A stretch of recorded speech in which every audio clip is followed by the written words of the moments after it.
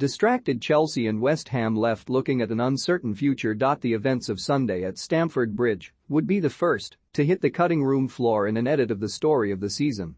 An unnecessary scene, adding neither weight to the story of either protagonist or indeed the bigger picture. Chelsea's 1-0 win over West Ham was reinforcing a position they have held in earnest since the reverse fixture defeat at the start of December. One they hold in ignominy, having fallen out of the title race since that loss. Similarly, the Hammers, with status as a main player in the top 8 confirmed, haven't been all that concerned with Premier League form beyond a precursor to a European adventure that has become what they are living for in the moment. They sang throughout the 90 minutes, but most vociferously for a trip to Frankfurt on Thursday, 5 May. Que sera, we're going to Germany got an airing as the players came out, and then as the final whistle loomed, a few minutes after Christian Pulisic bagged a 90th-minute winner. Chelsea fans responded with their own rendition of the song, with an amended destination of Wembley, the venue for their FA Cup final date with Liverpool on 14 May. The exchange summed up both the mood of the day and their respective intentions.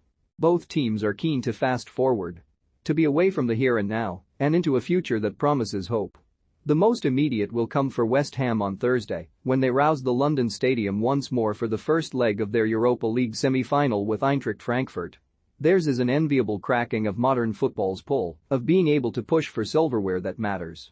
The Europa League would be a storied club's first European trophy and grant them access to the Champions League. For once, they didn't need this meeting with a London rival, characterized by David Moyes making 6 changes to a starting side, the most he has made to one of his teams in 8 years, when Manchester United manager, against his former side Everton, to preserve the prime cuts for Thursday. No doubt Chelsea needed this win more off the back of their successive league defeats.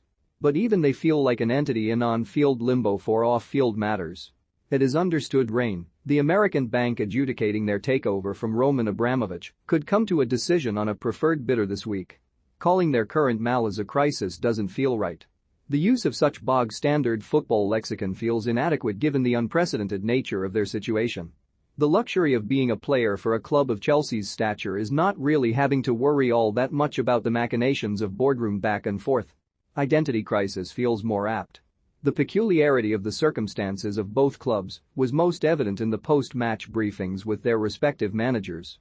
One genial, the other passive-aggressive, and not the way around you'd think. You mean, let him play all the time, even if he was no good? Joked Thomas Tuchel when asked if he could have done more to convince Antonio Rudiger of a future at Chelsea. The German manager revealed his 29-year-old compatriot will be leaving at the end of the season. His loss will have repercussions for the dressing room in which he was the glue, and especially on the field where his charisma, wedded to high-class skill, has been a hallmark of the best of Chelsea under Tuchel. I fought it hard on a personal level to keep Rudiger, and we've had this kind of connection from day one, said Tuchel. I am just happy to have had the chance to coach him and have him in the team because he was nothing but brilliant until today.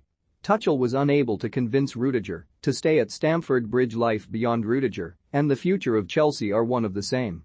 Sanctions remain in place to fill the gap he leaves, as those in the stands at Stamford Bridge told. Planning remains nigh on impossible until any sale is ratified, and even then, how the new owners approach rebuilding.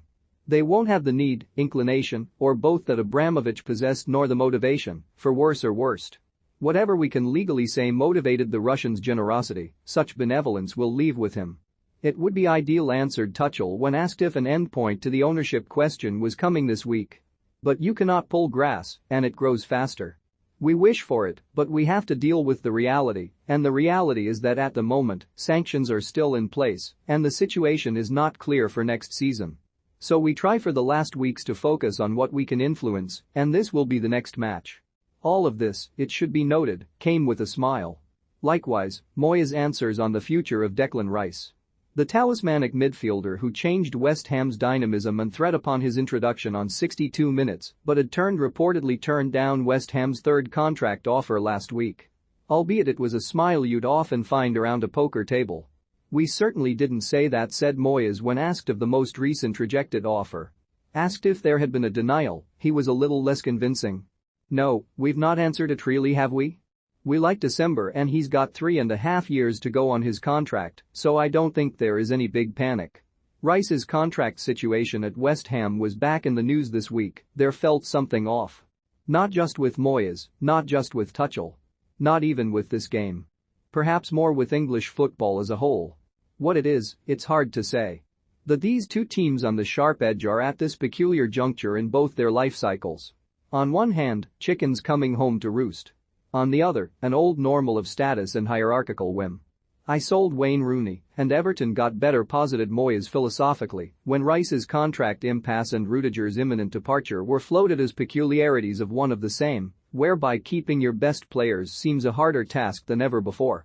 He pointed out the difference was Rudiger is out of contract in the summer, while Rice is currently on a deal that only expires in the summer of 2024, with a further 12-month club option.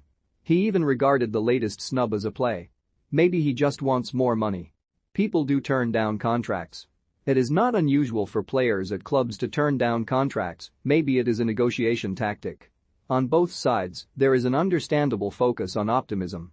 Chelsea could win the FA Cup, which, aligned with the European Super Cup and Club World Championship, is a solid 3 fingers to the travails they have run into. Rudiger has pledged his loyalty for what remains and is likely to play a key part in what is left of the season and, rightly, will receive a hero's send-off. Similarly, a run to the Europa League final, either in glorious victory or failure, might pull on Rice enough to remain for another season.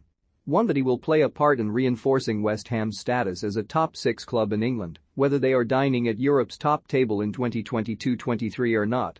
Either way, the sands are shifting, and both Chelsea and West Ham, in their own ways, are looking for uncommon, surer ground.